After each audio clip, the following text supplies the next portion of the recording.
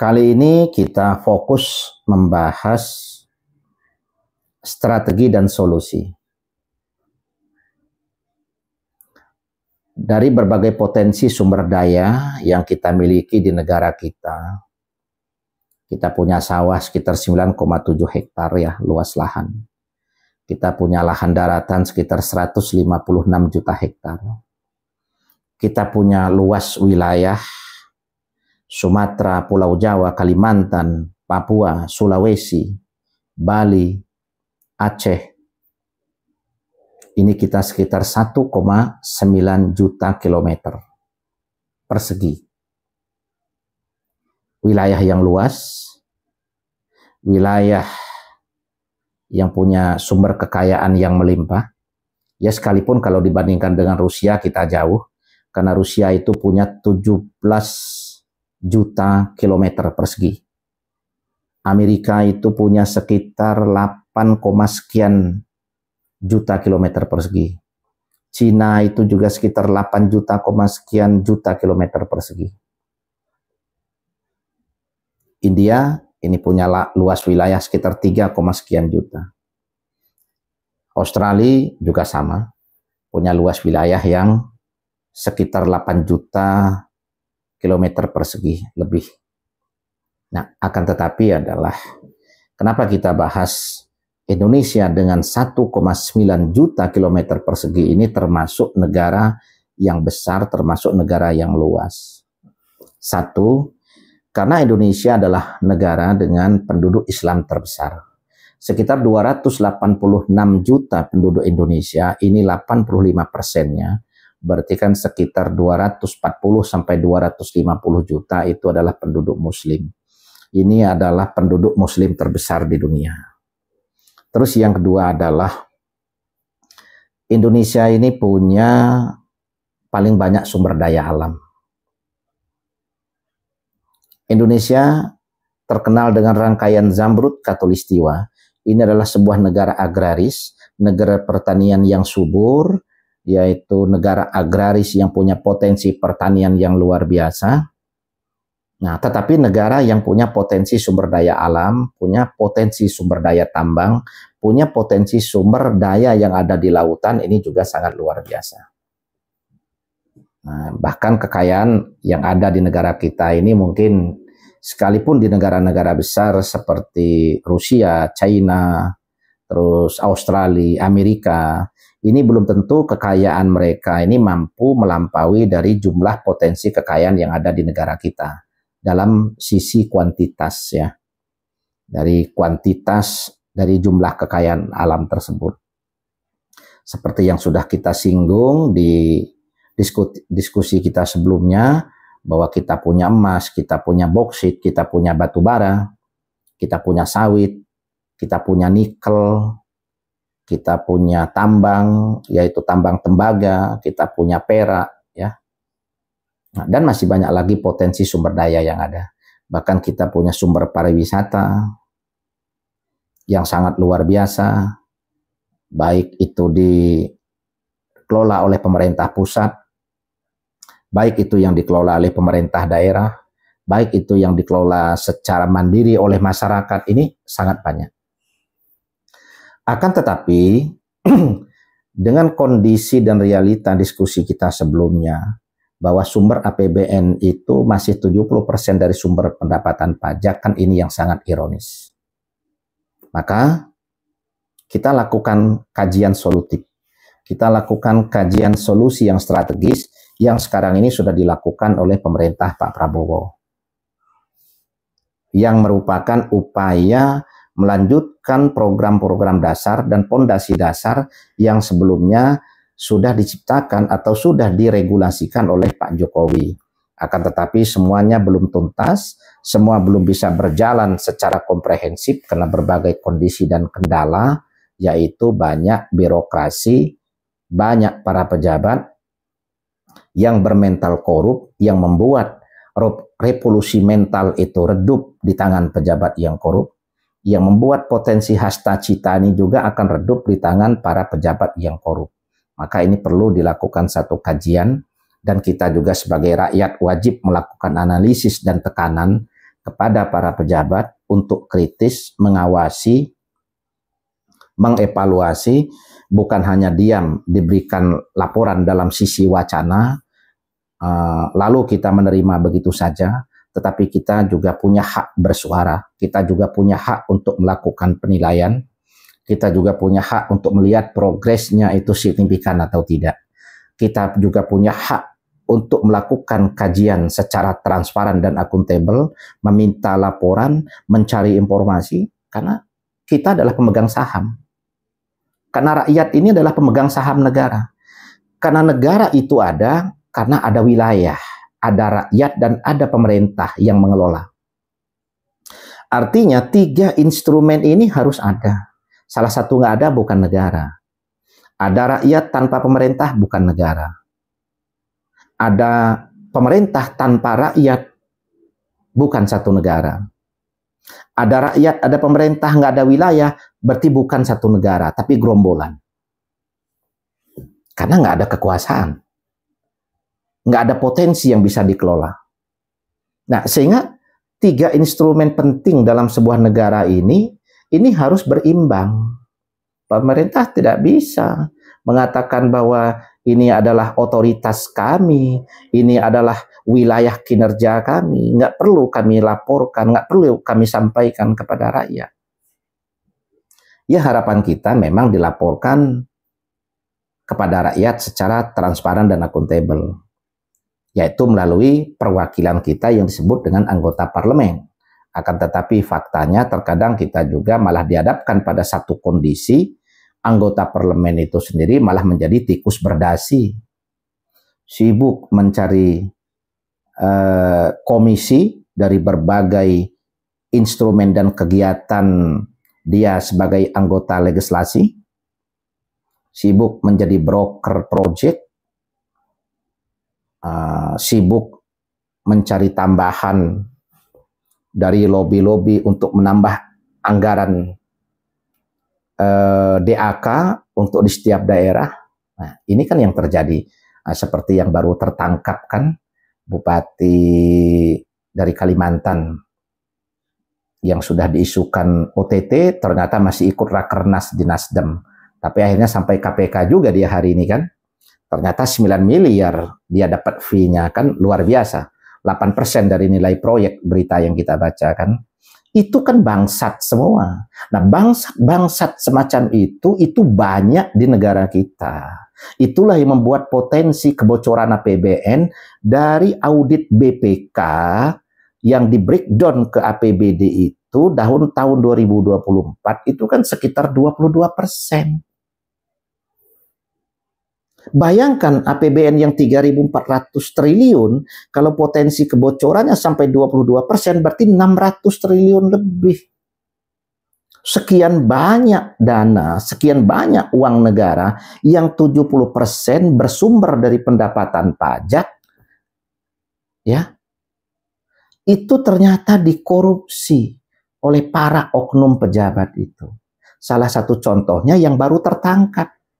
Satu proyek 9 miliar. Jadi bayangkan mental korupnya para pejabat kita. Uang rakyat 70% yang bersumber dari rakyat, dari keringat rakyat. Pajak penghasilan, pajak bumi dan bangunan, pajak pertambahan nilai. Nggak ada di Republik ini yang nggak pajak. Masuk WC saja bayar kan? Akhirnya masuk ke dinas pendapatan daerah, disumbangkan ke pajak. Itu termasuk pajak kita kencing. Mereka korup. Wajar kalau mereka harus masuk penjara. Bahkan seharusnya dimiskinkan. Seharusnya disita semua aset yang mereka punya. Seharusnya dipermalukan semua keluarga yang mereka punya. Karena mereka makan keringat rakyat. Nah, kondisi inilah yang sebenarnya menjadi tantangan terberat dari pemerintah Pak Prabowo sebagai pemerintahan yang berkelanjutan dari pemerintah Pak Jokowi. yaitu pejabat yang korup. Sama di era Pak Jokowi, waktu meneruskan estafet dari Pak SBY, dihadapkan juga pada banyak pejabat yang korup. Akan tetapi, rekan-rekan sekalian, yang kita bahas secara substantif kali ini adalah terkait dengan solusi. Karena solusi inilah yang akan membuat kita menilai atau mereport dari progres kerjanya Pak Prabowo di tahun 2026 nanti. Ini progresnya seperti apa? Ini kan dari solusi yang sekarang sedang dijalankan. Satu, kita lihat bagaimana kebijakan Pak Prabowo mengawal proses hukum di daerah, yaitu di tangan kejaksaan, yaitu dengan memberikan kawalan untuk di setiap kantor kejaksaan negeri, yaitu 10 tentara, 10 prajurit tempur. Lalu di setiap kajati ini 30 atau 50. Lalu di kantor Kejaksaan Agung ini 100 yang disiapkan. Sehingga dari kerjasama atau penandatanganan kerjasama antara kejaksaan dengan Angkatan Darat ya, itu kan yang disiapkan sekitar 6.000 prajurit untuk mengawal itu. Artinya,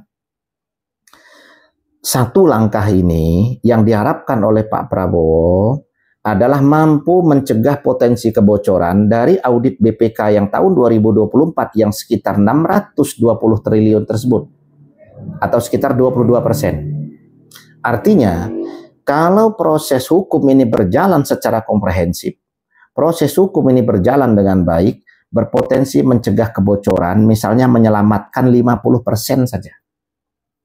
Maka potensi kebocoran di tahun 2026 nanti, yang merupakan report dari pelaksanaan tahun 2025 ini, logikanya yang kita harapkan adalah laporan auditnya BPK itu yaitu menurun menjadi 10% atau 11%. Itu yang kita harapkan. Ini dari kebijakan Presiden dalam rangka memberangus dan memberantas korupsi serta menyelamatkan potensi keuangan negara. Terus yang kedua, kita lihat ada lembaga atau perusahaan baru yang ada di BUMN, yaitu adanya PT Agrinas sekarang ya. Agrinas ini punya target bagaimana potensi 6 juta hektar lahan yang dikelola oleh sektor swasta melampaui dari kuota perizinan mereka.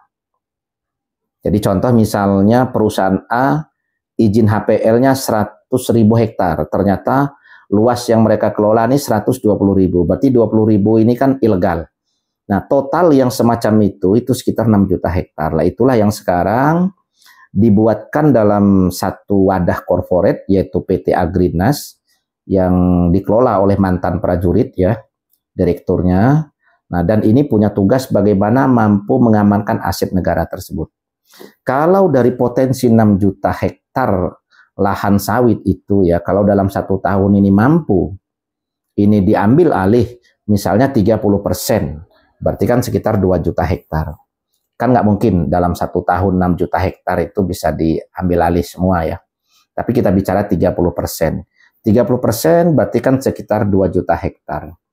Artinya kalau 2 juta hektar itu berpotensi menghasilkan income per hektar itu misalnya 2 juta rupiah, maka 2 juta dikalikan 2 juta hektar, berarti kan 4 triliun. Artinya ada potensi penambahan pendapatan dari sektor BUMN, yaitu PT Agrinas, ini kan 4 triliun. Kalau dalam 1 tahun, berarti kan sekitar 48 triliun. Nah, ini ujian. Ini ujian bagi jajaran direksi atau pimpinan dari PT Agrinas.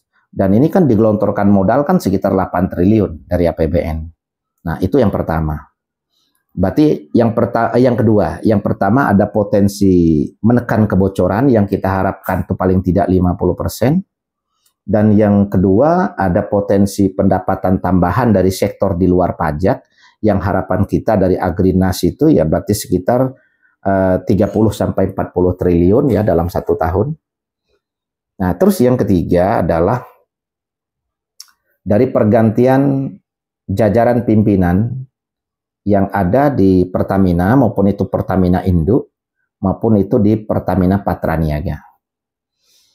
Kalau 2018 sampai tahun 2025, potensi korupsinya yaitu sekitar 193 triliun.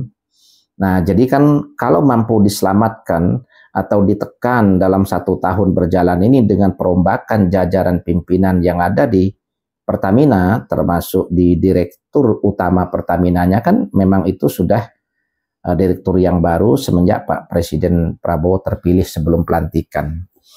Nah, jadi ini kalau bisa diselamatkan separuh atau 50%-nya berarti potensi sumbangan untuk masuk ke APBN ini kan sekitar 100 triliun. Itu di tahun 2026. Lalu yang keempat adalah Bank Himbara, yaitu 4 Bank Himbara ini kan masuk di Danantara. Nah, sehingga jajaran direksinya ini kan sekarang baru diganti semua. Kalau tadi Bank BRI hanya menyumbangkan sekitar 26, sekian triliun, artinya kalau ada perombakan, ada penambahan target. Taruhlah dalam 1 tahun berjalan ini, masing-masing bank yang ada di bank pemerintah, yaitu di bank BUMN atau bank Himbara itu, misalnya mampu meningkatkan 50%. Artinya kalau bank BRI ini menyumbangkan sumber pendapatan sekitar 26 triliun, taruhlah besok ada penambahan misalnya 15 triliun. Berarti dari 4 bank ini potensinya ya sekitar 50 sampai 60 triliun. Nah, jadi kalau Agrinas bisa sekitar 30 triliun, dari bank Himbara ini bisa 50 triliun, berarti kan sudah 80 triliun. Menyelamatkan kebocoran dari kebocoran APBD atau APBN nanti misalnya sekitar 300 triliun. Berarti kan sudah sekitar 380 triliun. Nanti dari Agrinas itu berpotensi memberikan sumbangan pendapatan misalnya 30 triliun juga. Maka itu sudah lebih dari 400 triliun. Potensi penambahan nilai APBN yang kita harapkan di tahun 2026. Lalu yang kita harapkan juga nanti ada satu perubahan atau penyesuaian regulasi menyangkut undang-undang migas yang dilakukan oleh pemerintah, itu yang kita harapkan. Karena seperti yang sudah kita diskusikan di sebelumnya ya, bahwa potensi pendapatan dari sumber tambang batu bara ini kan sekitar 2.900 triliun. Sementara yang masuk ke pendapatan APBN, pendapatan negara ini kan baru hanya sekitar 660 triliun. Artinya kalau ada penyesuaian regulasi, misalnya ada penambahan 10 atau 20%, maka potensi akan bertambah 200 sampai 300 triliun. Maka potensi penambahan APBN di tahun 2026 berarti sudah kurang lebih 700 sampai 800 triliun.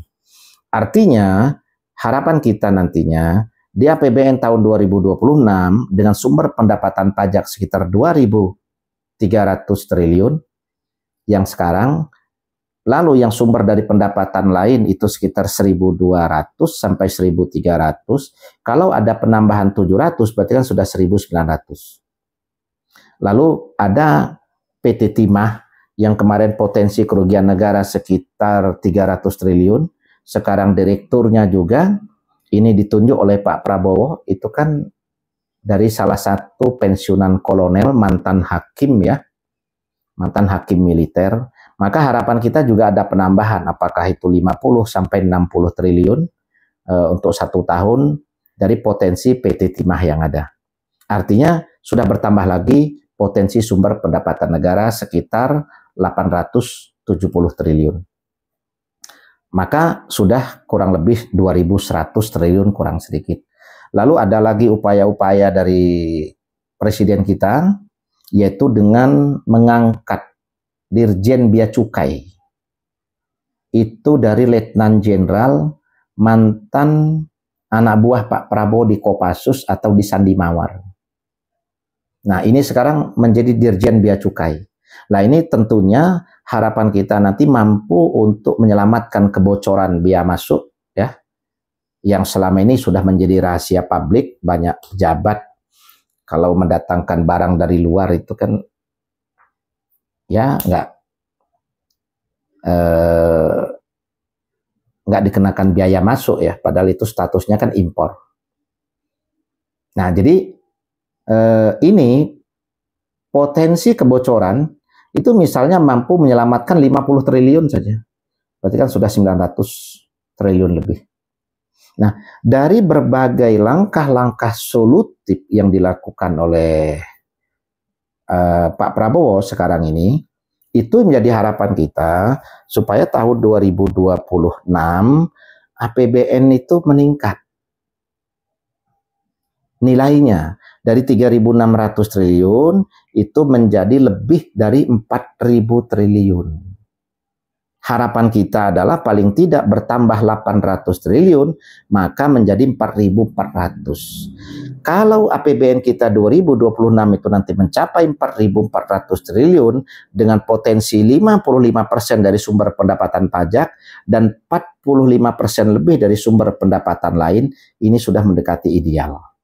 Sehingga di tahun 2027 target Pak Prabowo ekonomi 8% itu bukan impian, bukan wacana, bukan retorika, tapi akan tersuguhkan dalam posisi realita dan fakta, di mana bukan hanya sekedar ekonomi makro yang mendominasi, tetapi ekonomi mikro juga mengalami peningkatan secara berkesinambungan, mengalami peningkatan yang signifikan, sehingga potensi pendapatan masyarakat kelas menengah ke bawah ini betul-betul bisa ideal, sehingga tidak terjadi kesenjangan yang terlalu jauh.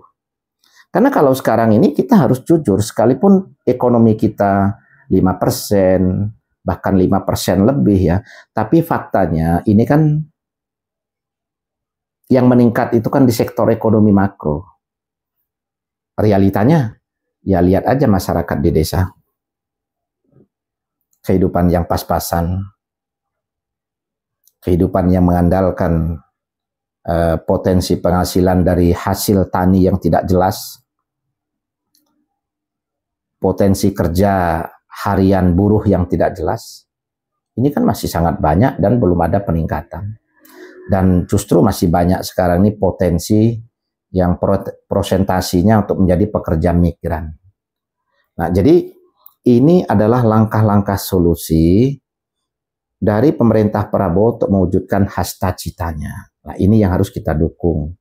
Ini yang kita tunggu dan ini yang kita harapkan reportnya dan progresnya itu sesuai dengan ekspektasi atau harapan kita.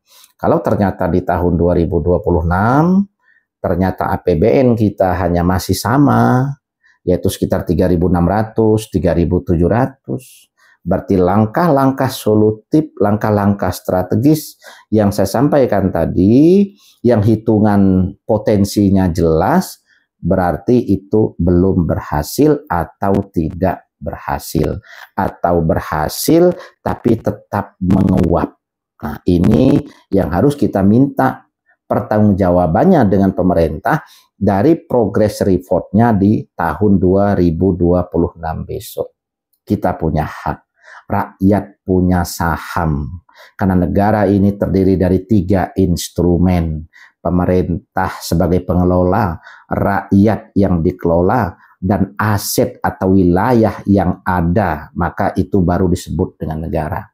Jadi kita ini punya saham, kita wajib untuk bertanya, kita punya hak untuk dilindungi dan dipikirkan kesejahteraan, bukan hanya diminta tanggung jawab, bukan hanya diminta sumbangan berupa pajak, tetapi kewajiban pemerintah yang mengelola segala sumber daya aset yang ada ini belum mampu profesional, belum mampu meningkatkan value-nya.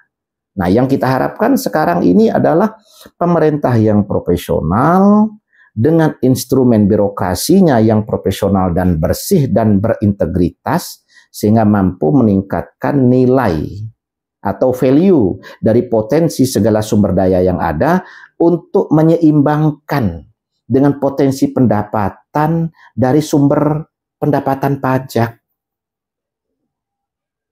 Supaya kita nggak perlu berpikir, nggak perlu pemerintah itu cerdas-cerdas, nggak perlu pemerintah itu membuat jalur birokrasinya menjalani pendidikan tinggi, kalau kok sumber pendapatannya itu hanya 30% dari sumber pendapatan pajak. Lalu untuk apa gelar profesor? Untuk apa gelar akademik, doktor, insinyur yang mengelola segala potensi yang ada? Kalau nggak mampu melampaui dari potensi hasil yang dibebankan kepada rakyat. Ingat, saya review lagi. Kita punya 605.000 barel minyak per hari. Kita punya 50 ton emas di Freeport setiap bulan. Kita punya 920.000 ton. 920 ton itu tembaga di Freeport. Kita punya 440 ton perak. Kita punya lahan daratan 156 juta hektar. Sekalipun 111 juta lebih itu dikuasai oleh kelompok oligarki. Nah, ini saya jelaskan sedikit, jangan gagal paham. Kita selama ini menganggap oligarki ini keturunan Cina. Ternyata setelah kita lihat, ternyata dari 111 juta hektar lahan daratan atau 70% yang dikuasai oleh kelompok korporat besar itu, dan sekitar 45 juta sekian, itu sekarang yang dikelola oleh petani ya. Ternyata dari 111 juta itu Pak Prabowo sendiri mengelola HPL 700.000 hektar. Kelompok Hairul Tanjung sama banyak ratusan ribu hektar kelapa sawit. Kelompok Abu Rizal Bakri sama banyak. Kelompok JK banyak. Terus masih banyak pengusaha-pengusaha pribumi yang lain. Memang ada pengusaha-pengusaha keturunan, ya seperti kelompoknya Sinarmas. Ini kan kalau nggak salah kan punya 2 juta hektar. Terus kelompok Salim Group, ya juga sama. Tetapi dari 111 juta hektar lebih itu ternyata itu bukan hanya dikuasai oleh kelompok-kelompok konglomerat yang notabene yang kita anggap selama ini adalah keturunan semua. Ternyata lahan tersebut itu juga banyak dikelola oleh pengusaha-pengusaha lokal atau pengusaha-pengusaha pribumi. Nah, ini adalah sebuah realita supaya kita dalam hal ini tidak selalu menyalahkan salah satu kelompok yang membuat kita ini selalu membangun friksi yang akhirnya kesatuan dan keutuhan negara kita ini semakin terganggu, proses pemerintahan tidak ideal karena ketidaknyamanan antar instrumen masyarakat, antar kelompok masyarakat. Tetapi kita harus realistis, kita harus jujur, melihat sebuah kajian fakta di mana di Indonesia ini ternyata pengusahanya yang lokal, yang pengusaha pribumi pun itu sudah banyak yang kaya raya dan menguasai ratusan ribu hektar lahan yang ada dan yang tersebar di seluruh Indonesia. Nah, sehingga harapan kita dengan kebijakan-kebijakan solutif yang dilakukan oleh pemerintah Prabowo ini mampu nantinya meningkatkan potensi kuantitas APBN yang berkualitas di tahun 2026. Di mana ada peningkatan dari sumber pendapatan lain yang bukan didominasi dari sumber pendapatan pajak. Ini tugas para menterinya. Untuk apa punya menteri investasi? Untuk apa punya menteri perdagangan kalau tidak mampu menciptakan value dari ekspor barang, bukan hanya bisanya ngimpor, kan begitu? Untuk apa punya menteri pariwisata kalau tidak mampu menambah cadangan devisa dengan segala potensi kekayaan dan keindahan negara yang kita punya? Nah, jadi ini PR dan tugas dari pemerintah sekarang, dan revote-nya kita tunggu di awal tahun 2026.